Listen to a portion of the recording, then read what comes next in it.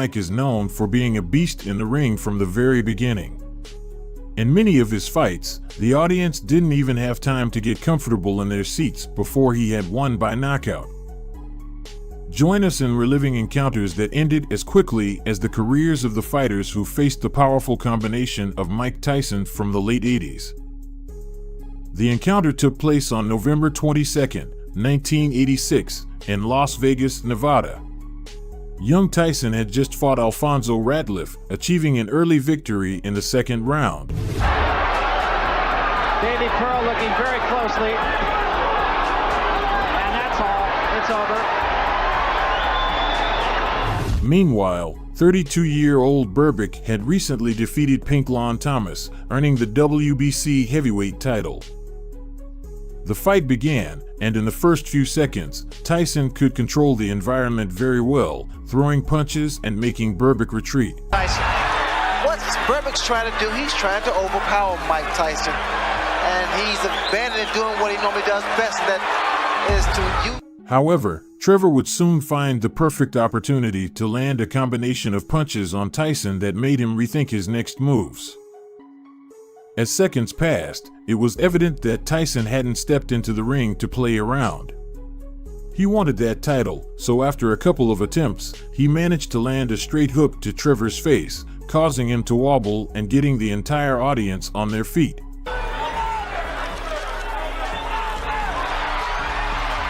Making him fight his fight.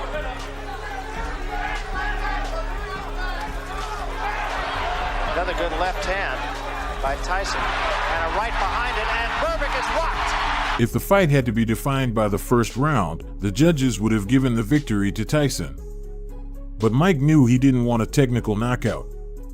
So he returned to his corner, devised his strategy, and when he stepped back into the ring, he was determined to finish the fight. It seems the bell signaling the start of the second round had awakened the beast within Tyson. He didn't hesitate to move forward, unleashing a combination of punches so powerful that it sent Berbick to the canvas. The referee began his count, but Trevor wasn't going to give up. When the fight resumed, Tyson had gained enough confidence to know that his strength and technique would secure the victory. Berbick is still hurt.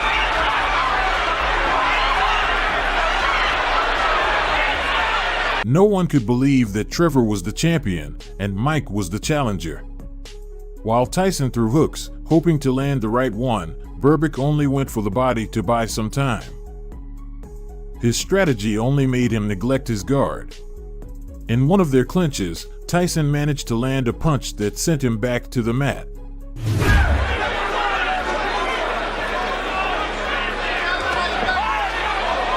A right to the body and an uppercut to the head, and Berbick is... He tried to get up but lost his balance and was caught by the ropes. He tried once more and fell to the center of the ring. It was evident that Trevor couldn't contend with himself, let alone the mighty Iron Mike. The referee, witnessing the feeble efforts of a man trying to stand, decided to stop the fight and award the victory to Tyson. If you think Tyson's victory over Berbick was quick, you haven't heard of the brief bout he had against Scaff. It was December 6, 1985, and Tyson already had a record of 13 wins and 0 losses. Meanwhile, Scaff had a dubious record of 13 wins and 6 losses. The fight took place at the Felt Forum in New York, and the audience spent more time waiting for them than watching the spectacle. To the fortune of Fred Axai, the referee, it would be a quiet night. What was planned for 10 rounds wouldn't be extended for too long. The bell rang, announcing the start of the first round, and Sammy managed to throw a couple of punches. Anyone would think his height would give him an advantage against Tyson, but he couldn't land any of them. On the other hand, Tyson looked energetic from the start.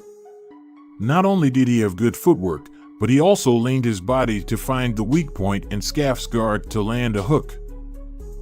Tyson landed the first left hook to Sammy's face, and he had no choice but to retreat until he reached the ropes. When he bends and gets his body into those punches. You gotta watch this one real close. Mike kept trying, and every missed punch looked more powerful than the last.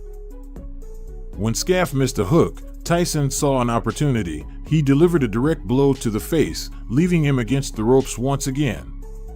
He had no option but to launch himself at Tyson's body to gain some time and wait for the referee to separate them. By this point, Sammy already had a broken nose and was running away, as the commentators of the match put it. It was only a matter of time until he dropped his guard, and Tyson landed another left hook that sent him to the mat. It seemed like Scaff had gone to take a nap. The referee counted to 10, and Sammy couldn't recover to continue the fight. Before the end of the first round, Tyson had secured another victory. It was March 21st, 1988. Tubbs had challenged Tyson to a fight, and he got it. He entered the ring with 25 fights, winning 24, 15 of them by knockout, and losing 1. When Tyson entered the arena, it was evident that the audience went wild. He came into the fight with 33 bouts, winning them all, with 29 of those victories by knockout. Anyone would say challenging him was madness. Tyson was only 21 years old, and Tubbs was 30. A long and tough night was expected. But the great Iron Mike had other plans.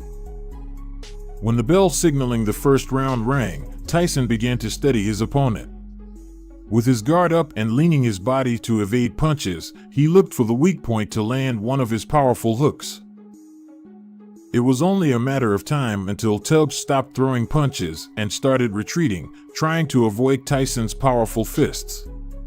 This action only helped Mike put him against the ropes a couple of times. More than keep winning, except for the Witherspoon one. But that was the first right hand now that's got in from Tyson now. Is this strong chin that we talk about? The first round ended, and Tubbs was saved by the bell. But Tyson was eager to land the punch that would end the fight. Well, as Tubbs was saying, he's only as good as what he can hit. In the second round, the distance between the fighters narrowed, and close combat began.